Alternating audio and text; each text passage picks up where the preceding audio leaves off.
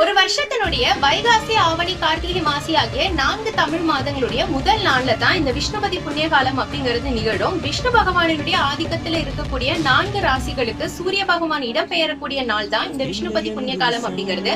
இந்த காலகட்டத்துல காலையில 1:30 மணியிலிருந்து 10:30 மணிக்குள்ள நீங்க கோவிலுக்கு போய் விஷ்ணு பகவான் சன்னதியோட அந்த துவஜஸ்தம்பத்தையும் சேர்த்து 27 முறை வலம் வந்து உங்களுடைய வேண்டுதலை நீங்க சொல்லணும். அப்படி வலம் வரும் பொழுது ஓம் நமோ நாராயணாய அல்லது ஓம் நமோ பகவதே வாசுதேவாயங்கிற இந்த மந்திரங்களை நீங்க உச்சரிக்கலாம். உங்களுக்கு விஷ்ணு சகஸ்ரநாமம் தெரியும்னா அதை சொல்லிக்கிட்டே கூட நீங்க வலம் வரலாம். 27 நட்சத்திரங்களை குறிப்பிடக்கூடிய விதமாக, வணங்கும் விதமாக 27 தடவை நம்ம வலம் வரும். பிப்ரவரி 13, 2026 விஷ்ணுபதி புண்ணிய காலையில கண்டிப்பா விஷ்ணு கோவிலுக்கு போய் உங்களுடைய பிரார்த்தனையை வைங்க. அடுத்த விஷ்ணுபதி புண்ணிய காலம் இன்னும் 3 மாசம் கழிச்சு வரும். அதுக்குள்ள இந்த வேண்டுதல்கள் நிச்சயமா நிறைவேறும். ராஜனுக்கு ராஜன் இந்த ரங்க